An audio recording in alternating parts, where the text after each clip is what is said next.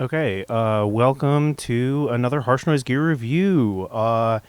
Last time we reviewed the Behringer Pro VS Mini. This thing, right hither. Yeah, what a great review that was. We all remember that one, and I did a contest to give it away. And the person that won is Modster99. I sent you a message. Hopefully you get it, and I will ship this to you soon. Congratulations on winning a synthesizer. Now let's move on to what we're here for, which is the review of the Trogotronic C4. This is a joystick cut-up mixer. Now, what is it? What does it do? Check it out. First off, I want to point out that it says right here,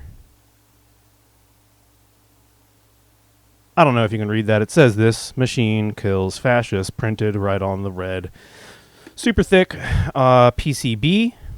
Also, you might have noticed my setup has changed a little bit. We do not anymore have the visualizers on the side of the screen, and we have a new mixer.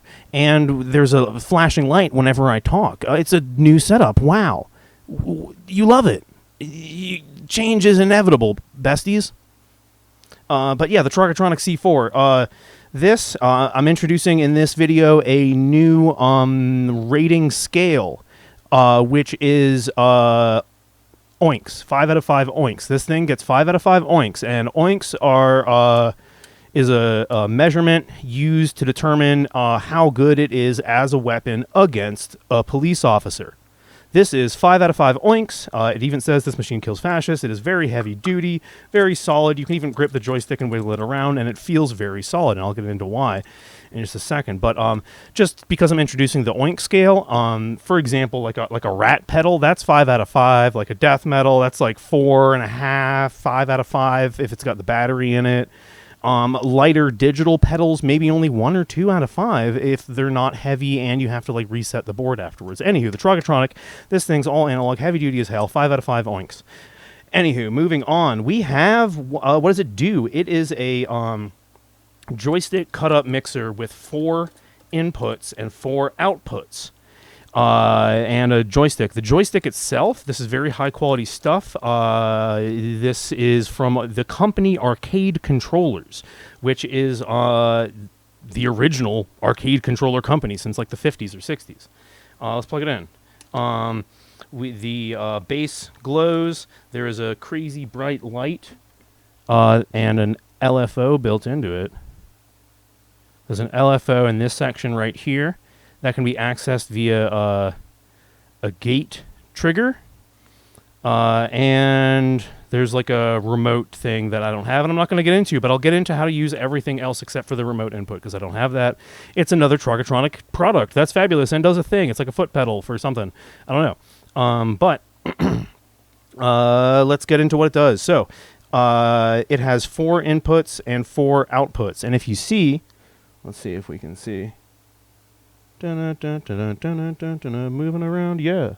So this input is the top location here, right? This input is the rightmost location here. This input is the bottom location here. This input is the left joystick location. Right? Okay. So, as you can see, it turns on and off the lights in each direction, but you can, what are the switches for? The switches, you can turn that on until off. Make sense? Okay. What does it do? It could, when it is disconnected, it is the on connects the input to the output. Input to the output. Well, input to the output, input to the output, input to the output, like that. Let's give it a shot. So what it's really good at is selecting quickly between 4 inputs. It also can be patched a few different ways. The 3 ways I'm going to go over are the first patch I'm going to do is going to be 4 noise inputs to 4 outputs, and you just select which one is active. and I'll get into some features with that. The second patch I'm going to do is going to be one input, and then it gets multiplied and split to 4 outputs automatically inside. So you can run one input into 4 different effects, which is really cool, and I'll demonstrate that in a second patch. And then the third patch, we are going to do a complicated feedback loop with our mixer and our Trogotronic C4s in and outs. And we are going to, in addition to changing the pitch of the input loop, we are going to use a gate from a drum machine to make some industrial techno to trigger the internal LFO to rhythmically cut up stuff and change pitches of feedback loops. It's going to be wild. Let's start with the first one. Check this out. We are going to first, I've kind of got it already set up here. We're going to take our contact microphone through our death metal into our input 1 at the top. This one. Then we are going to run it out into channel 1. Turn it up. Connect it. Ooh, let's see what we got. Let's see what we got. Turn that up. There we go.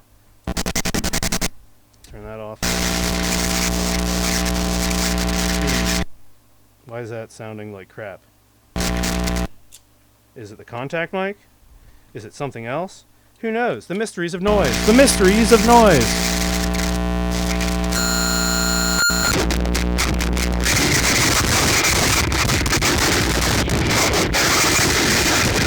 Yeah, it was the connection there. It sounds good. Well, it did.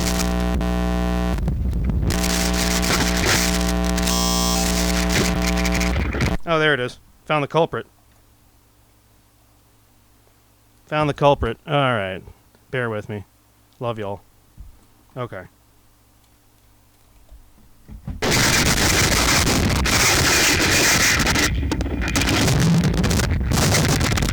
Yeah, sounds good. All right, so that's input 1. Input 2 on the right is going to be, let's have it be a feedback loop from the mixer. So we are going to take monitor 1 out from the mixer. We are going to run it into the EQ pedal, and then we are going to run it in to input 2. Then we are going to run it from the C4 into channel 2. Then, in order to connect the feedback loop, we are going to give channel 2. Let's turn it on so we can test.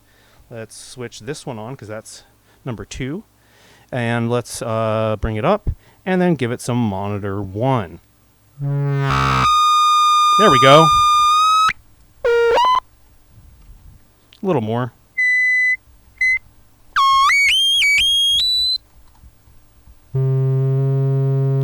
Little more.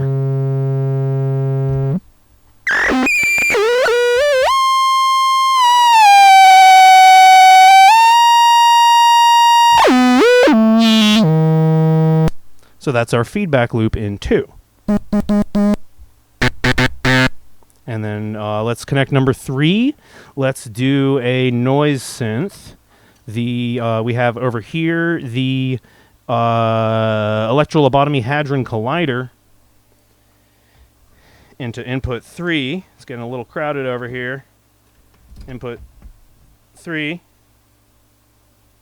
Yeah, okay. With the Carcosa. Oh no. My cable wiggled. Oh no. The curse of the wiggly cable. And we're back after some trepidation, some trials, and mostly errors. My daisy chain now only works on the first 2 channels. We love to see it. No, we don't love to see it. It's really annoying. I need to get a new daisy chain now. But that is okay because we can still do this. So, modified. This is microphone, contact microphone into fuzz pedal into input 1. Then I rewire it slightly. Then we put that into channel 1. Channel 1. Microphone when I press it up like that. Excellent. Then we have input 2 is going to be this noise synth. This is the Hadron Collider from Electrolobotomy going into input 2. However, it is a starved, power starved synth, so I'm going to give, let's see. We're going to take input 2, which is the right output on the C4, run that into input 2, channel 2 on our mixer, give that a bunch of gain, hit it. Whoa, loud. Too loud.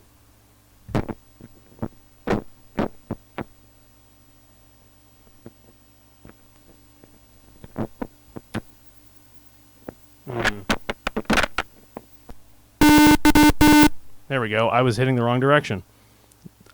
Input 2. Input 2.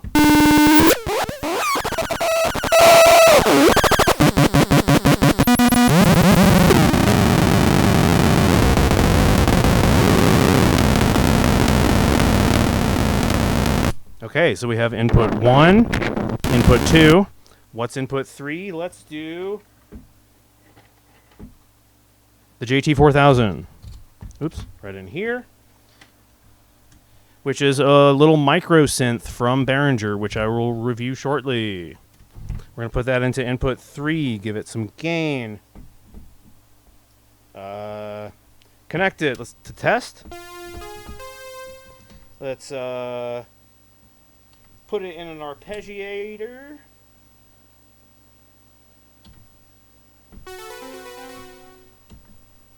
And hold it.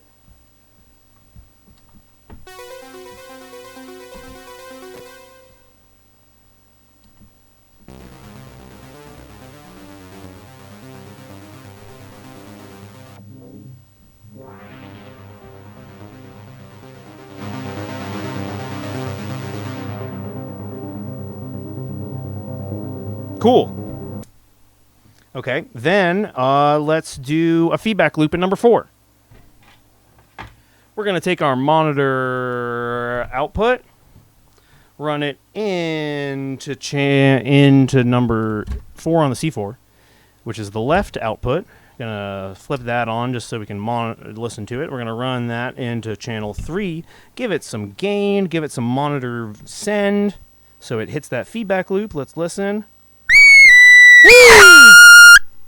Hell yeah.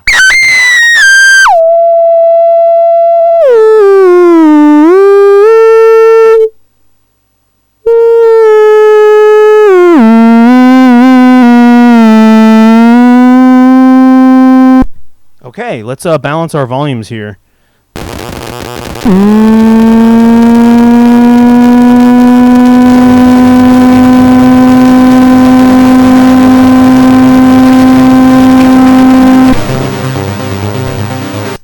Okay, sounds like crap. Let's cut it up now.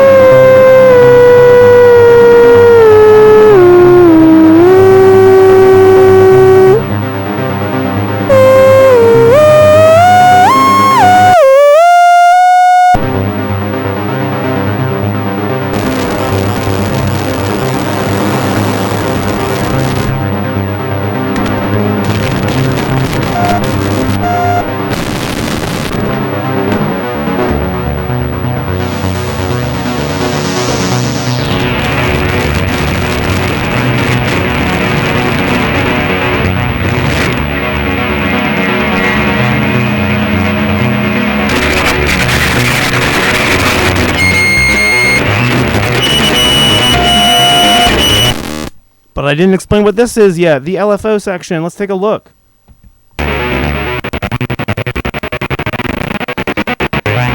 Basically, this switch turns on the LFO. This is the LFO rate. And then this switch, so the button turns on the LFO.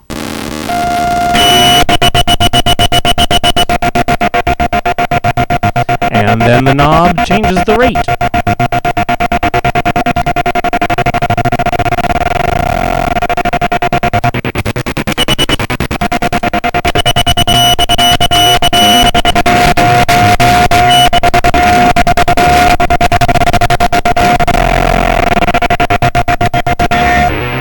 And then this switch is like the other switches in that it toggles the opposite, meaning that it's always LFO until you hit the button.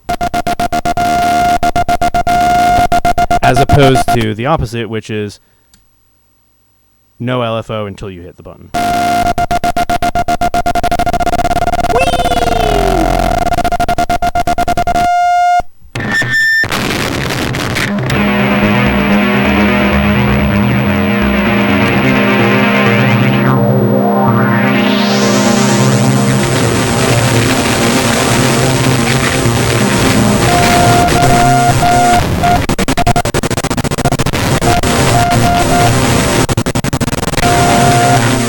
Okay, personally, I think this is the most boring way to use this mixer, this C4. Yes, this is the first thing I demonstrated and spent time demonstrating how to hook it up and how it works, but I think this is the most boring way to use this thing because you'll see how cool the next two examples are, honestly.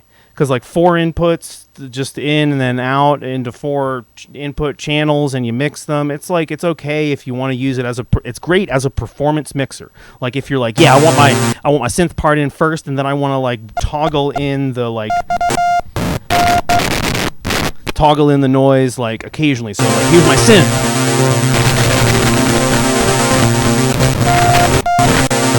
Like it's great for performative cut up mixing between 4 sources. If you want to do that, that is one of the things that you can use this with. I'm going to show you the next way, which is way cooler. And we're going to fast forward to me already having changed all the gear. Wow. Okay, so we are back, and you can kind of hear what I'm saying. That's because we're through this one right here. Okay, so here's the setup. We are running the vocal mic that I am talking through into the first input, and it multiplies it to all of the outputs. So the first output, north, is running into the death metal.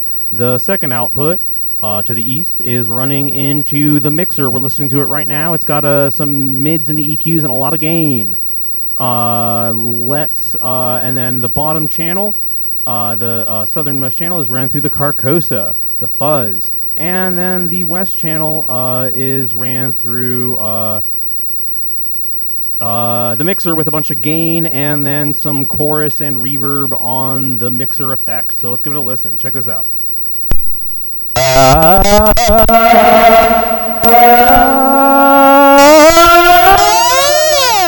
Let's get some feedback.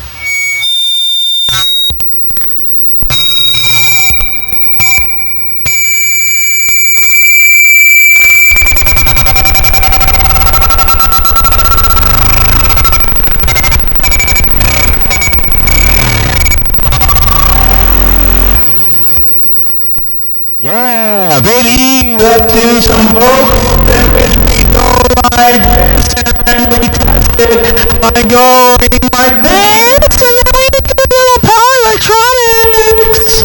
Power electronics. Yeah. I find that this is a really good setup for power electronics. Yeah.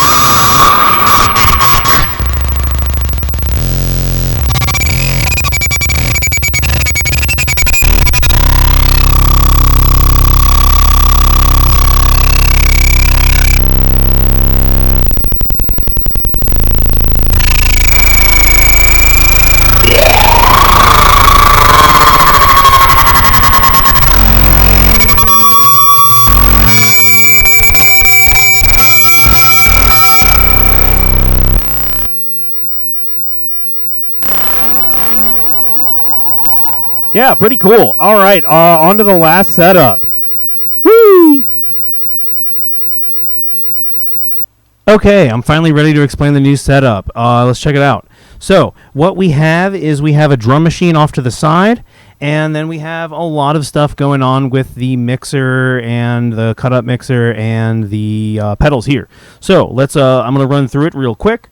First, we have the drums.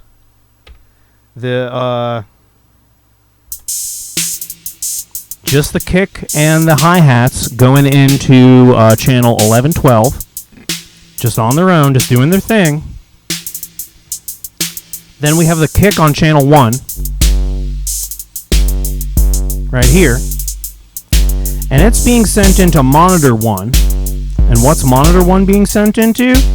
Itself, channel 2, which is through the EQ pedal. So we have monitor 1 coming out, running through the EQ pedal into the north channel here.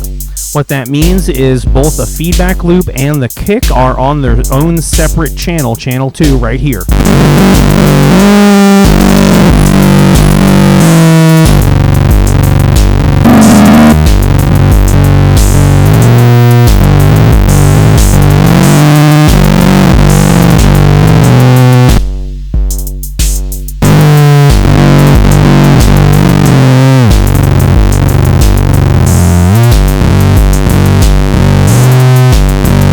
Increase the decay on the kick.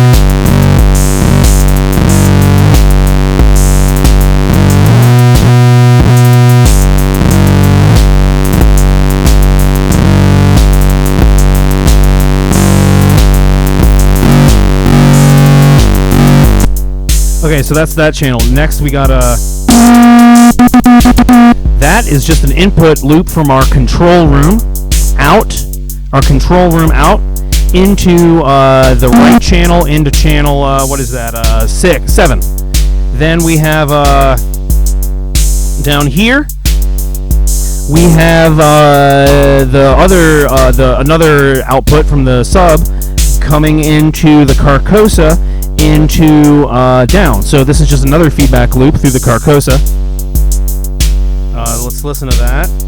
In channel, what channel is that? Channel 3.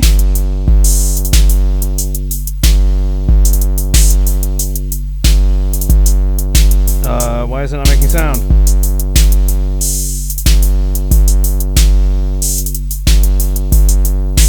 Why is it not doing the thing I want it to do? Doctor.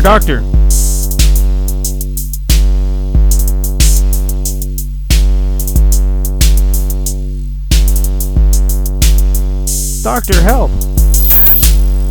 Oh, that's why.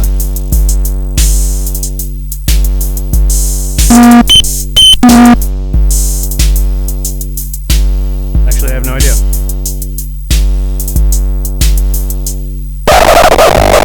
Loose cable.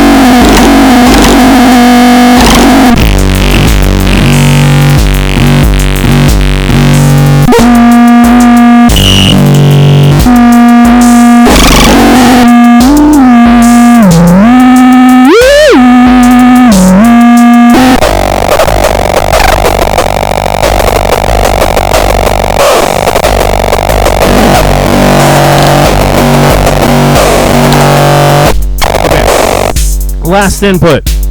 This is just another feedback loop from the control room being ran into channel 4 with some EQing.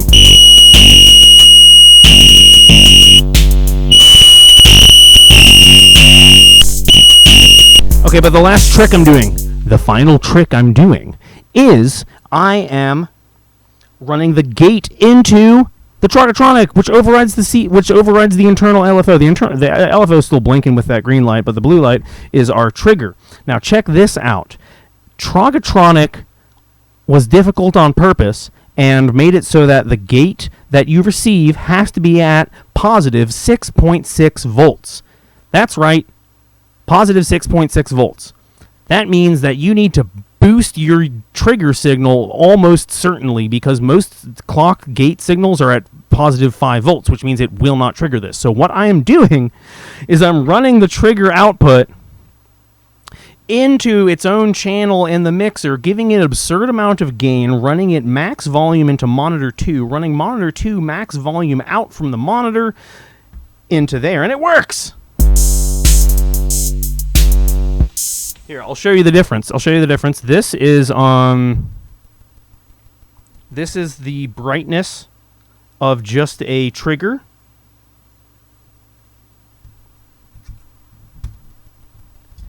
This is the brightness of the boosted trigger at 6.6 volts. What this means is we can do this.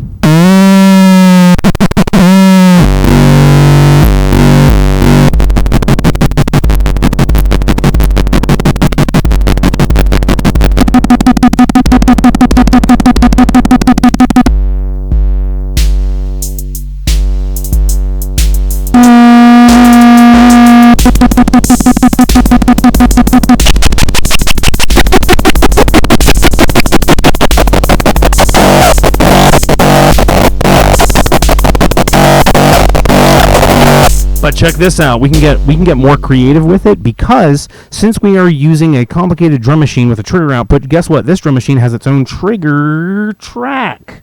That's right. I can turn on or off the triggers. So check it. Let's turn off all the other sounds. Let's just put on a feedback loop.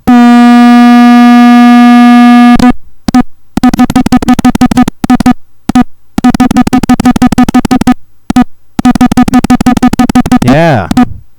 We're doing drums now. Now, check this. We can also do like ratcheting on this machine.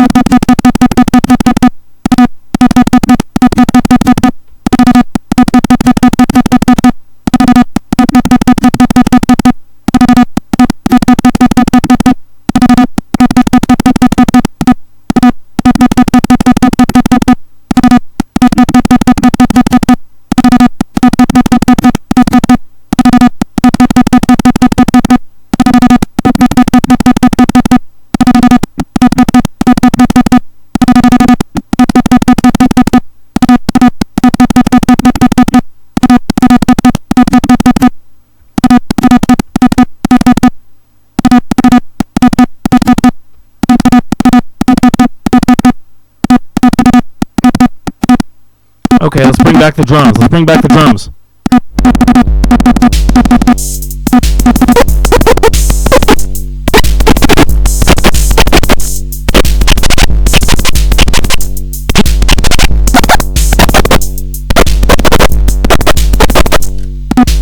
Okay, let's try something else. Let's try bringing our let's make our triggers regular again. Then what we're gonna do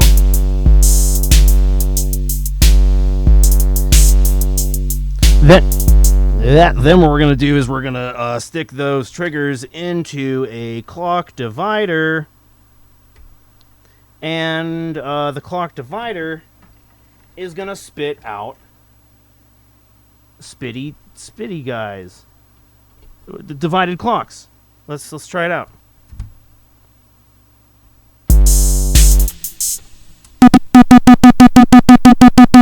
Let's turn it up. There we go. A little more.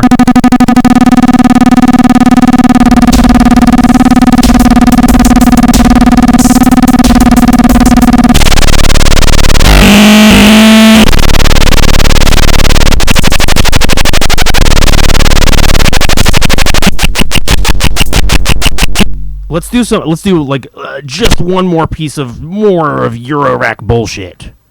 Look, I'm going to plug the clock divider into the Knight's Gallop, and it's going to dance for us, besties. Oh, it'll dance.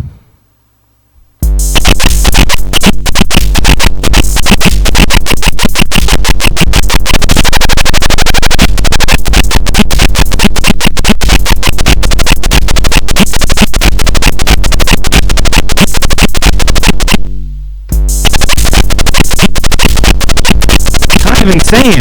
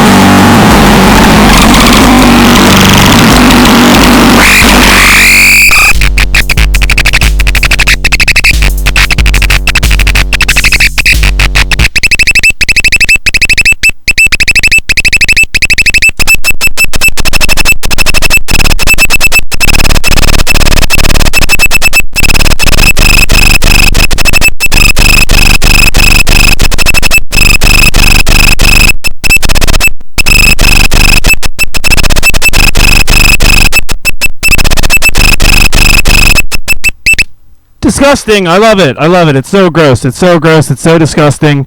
Oh my god. I think that's probably going to be the end of the review.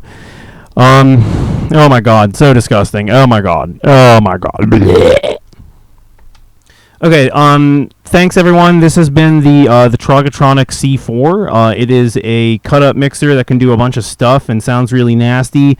If you make it sound nasty, if you run pretty things into it, I don't know what you're doing here, but that's okay. I love you regardless. Thanks for watching the video. Do not forget to like and also subscribe. I love you. Goodbye.